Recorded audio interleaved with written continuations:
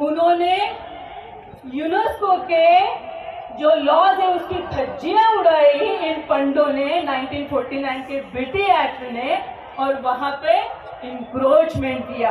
तो साथियों देखो, हम सेक्युलरिज्म को मानते हैं क्योंकि हम संविधान प्रिय लोग हैं, लेकिन आज से 75 साल तक हमें राइट टू रिलीजन का राइट है, सभी धर्म को राइट है, लेकिन बौद्ध को महाबोधि विहार के बारे में उस राइट को आज तक वंचित रखा गया।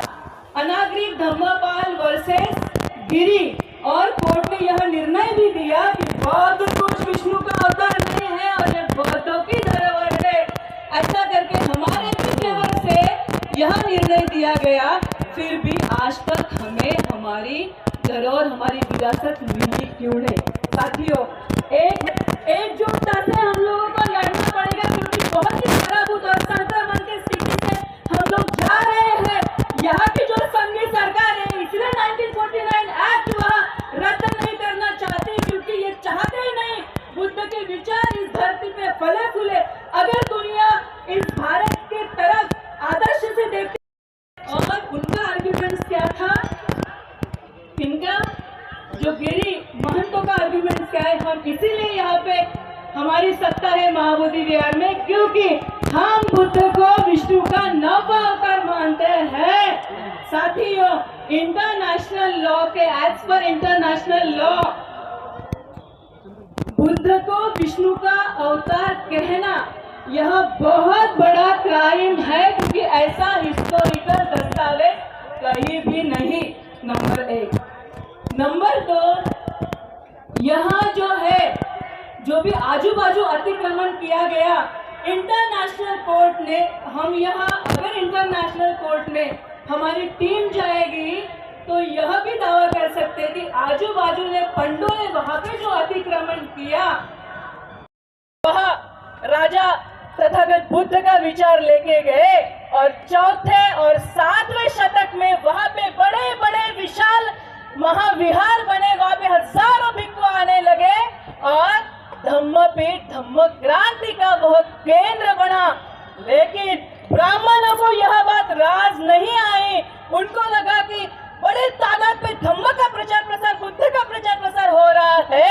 90वें शतक में उन्होंने बौद्ध भिक्षुओं की कत्ल करना शुरू की, धम्म के विद्यापीठ जलाना शुरू किए, और इसी डर से हमारे कुछ भिक्षुगण देश विदेश में गए, और बचे कुचे भी जो बौद्ध भिक्षु थे वो कुछ बौद्ध भिक्षु फिर उस महाबोधि विहार को विजिट देते गए। साथियों, फिर भी 1400, 1500 और 1600 का हम लोग शतक देखें तो जो अभय राज करके बौद्ध उपासक जो नेपाल से आया, वह भी महाबोधि विहार में गया। इसके हिस्टोरिकल रिकॉर्ड्स अभी भी है। जो चीनी आए थे यहाँ पे, तुमने भी इसका प्रवास वर्णन किया है, और उसके बाद जो अभय राजा है, उन्होंने अपने नेपाल में बौद्ध गया जैसा ही महाबोधि विहार बनाया, वो इसी धरती की बुद्ध गया से महाबोधि विहार से प्रेरणा लेकर।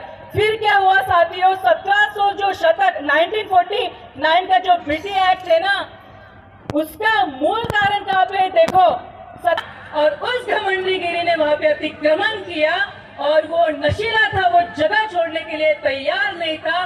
फिर प्लासी की लड़ाई के बाद मुस्लिमों का शासन यहाँ से खत्म हुआ, ब्रिटिशों का शासन आया।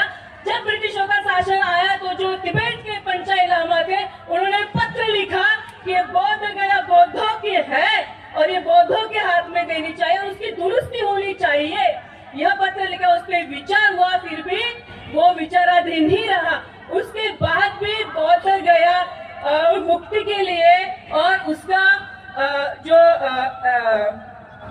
कलिंगन है, उसने भी बहुत से प्रयास किए। ऐसे बहुत से इतिहासकार हैं जिनको धम्म के बारे में, बुद्ध के धम्म के बारे में आदर था, जो खुद क्रिश्चियन भी थे, फिर भी उन्होंने महाबोधि विहार, यह बुद्धों की धरोहर है, यह बौद्धों की विरासत है, और ऐसे हिस्टोरिकल रिकॉर्ड्स उन्होंने तैयार करके रखे, उसका अभ्यास किया।